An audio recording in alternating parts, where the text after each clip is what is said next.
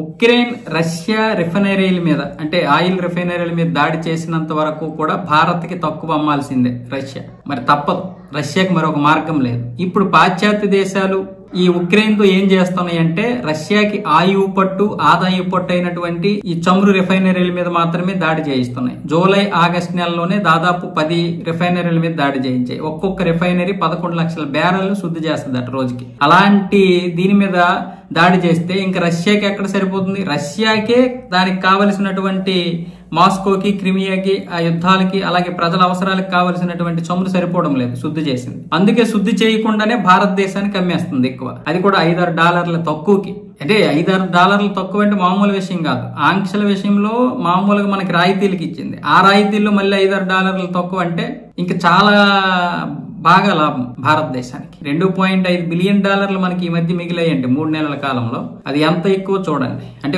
కేవలం రాయితీల మీద ఇంత మిగిలింది. మామూలు లాభం కాదు అది. ప్రీమియర్ మీద లాభం ఎలాగో ఉంటది, ఇప్పుడు మామూలుగా రాయితీల మీద ఇంత లాభం ఎందుకు? రష్యాకి మరొక మార్గం లేదు, రిఫైనరీల మీద దాడులు చేస్తున్నారు. ఈ చమురేమొచ్చేసి కాలిపోద్ది, దానికి సమయం లేదు. చైనాకు కూడా అమ్ముతోంది, కాకపోతే చైనా దగ్గర ఉన్నటువంటి రిఫైనరీలు ఎప్పటికప్పుడు మెయింటెనెన్స్ చేయాలి, దానివల్ల 2 నెలలు 3 నెలల సమయం వేస్ట్ అయిపోతుంది. కానీ భారతదేశం దగ్గర ఉన్నటువంటి రిఫైనరీలు పూర్తి స్థాయి సామర్థ్యంతో పనిచేస్తాయి అంట. అందుకని మనకి ఎక్కువగా తక్కువ రేటుకి అమ్మేస్తున్నారు. ఇంకో ఆప్షన్ లేదు, మనమే ఎక్కువ కొనగలుగుతాం. మనకి ఇప్పుడు కావాలి, జనాభా పరంగా చూస్తే చైనాకి మనకే కావాలి. చైనా కంటే మనకే ఎక్కువ లాభం ఇంకా ఈ రిఫైనరీల విషయంలో.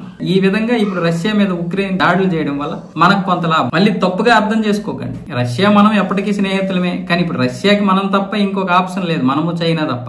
మనకి ఇప్పుడు ఇన్ని ఆంక్షలు వచ్చినా సరే మనం ఎందుకు కొంటున్నామంటే మన మిత్రుడు, పైగా మనకి ఇది ఒక సువర్ణ అవకాశం. రష్యా మీద ఉక్రెయిన్ దాడులు చేయాలని మన ఉద్దేశం కాదు, కానీ దాడులు చేసిన తర్వాత మనం ఆదుకోగలుగుతున్నాం రష్యాకి. ఇంతకు ముందు మనం రష్యాని ఏ విధంగా అయితే భలే టైంలో మంచిగా హెల్ప్ చేసిందని చెప్పుకున్నామో, ఇక జీవితాంతం రష్యా కూడా భారతదేశం గురించి చెప్పుకుంటాం. ఒకప్పుడు ప్రపంచ దేశాలన్నీ కూడా, ముఖ్యంగా నాటో దేశాలు, అమెరికా లాంటి దేశాలన్నీ కూడా మా మీద ఆంక్షలు విధిస్తే భారతే మమ్మల్ని ఆదుకుంది. బహిరంగ మార్కెట్ లో 50% సుంకాలు విధించినా కూడా నిజమైన మిత్రుడిగా నిల్చుంది అని చెప్పుకోవడానికి కూడా ఇప్పుడు రష్యాకి మంచి అవకాశం. మనకు కూడా స్నేహాన్ని నిరూపించుకోవడానికి, రష్యా యొక్క రుణం తీర్చుకోవడానికి మంచి అవకాశం దొరికింది.